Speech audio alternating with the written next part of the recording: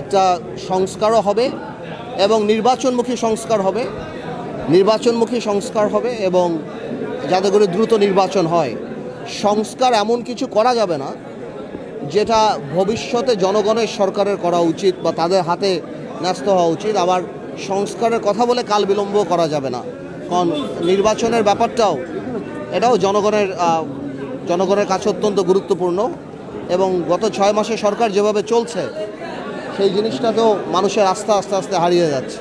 তো আমি মনে করি নির্বাচনমুখী সংস্কারটা এখন বেশি গুরুত্বপূর্ণ। না, আমরা তো আলহামদুলিল্লাহ খুব ভালোভাবে দল গোছাচ্ছি। আমরা ঢাকা সিটিতে, আপনারা জানবেন, আপনারা রিসেন্টলি আমাদের প্রোগ্রাম দেখেছেন এবং রমজানের পরে আমাদের আবার ব্যাপক প্রোগ্রাম হবে। শুধু ঢাকা না, সারা বাংলাদেশ থেকেই যারা পজিটিভ পলিটিক্স করতে চায় এই ধরনের অনেক মানুষ আমাদের সাথে যোগাযোগ করছে। ইনশাল্লাহ বাকিটা আল্লাহ ছেড়ে সময় বলে দেবেন। আইনশৃঙ্খলা পরিস্থিতি সারা বাংলাদেশে অবস্থা খুব খারাপ এবং আমরা এটা তো দৃশ্যমান যে পুলিশ তার কাজ করছে না সেভাবে যেভাবে আমরা আশা করেছিলাম। এবং আমরা প্রথম থেকেই বলেছি যে সরকারের সাথে জনসম্পৃক্ততার অনেক অভাব ছিল এবং এই ধরনের গুরুত্বপূর্ণ মন্ত্রণালয়তে এমন কাউকে হয়তো দেওয়া উচিত ছিল যাতে জনসম্পৃক্ততা বেশি হয় অথবা পুলিশের কনফিডেন্সটা ফিরিয়ে নিয়ে আসতে পারে।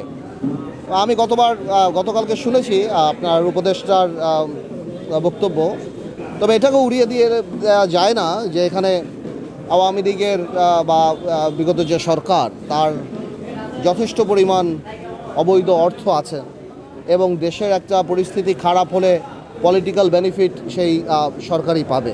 তো আমি সেটাকে উড়িয়ে দিচ্ছি না, আবার অ্যাট দ্য সেম টাইম আমাদের এই বর্তমান সরকারও যে 100% এফোর্ট দিচ্ছে বা সাকসেসফুলি কাজ করছে আমি সেটাও বলছি। আমার মনে হয় যে আমরা আশা করি সামনে এই পরিস্থিতি ভালো হবে। আর আপনি যে ছাত্রদের নতুন দলের কথা বলছেন, গণতান্ত্রিক দেশে আমরা সব ধরনের দলকেই আমরা স্বাগত জানাই। দল মানেই মানুষের কাছে যেতে হবে এবং মানুষ যদি গ্রহণ করে তাহলে আপনাকে মানুষ তার বিশ্বাসের জায়গায় রাখবে। তবে এটাও আমি বলতে চাই, যেহেতু এটা অন্তর্বর্তীকালীন সরকার, কোনো রাজনৈতিক দল যেন কোনো বেনিফিট না পায় যেটা অন্যান্য কোনো রাজনৈতিক দল পাচ্ছে না।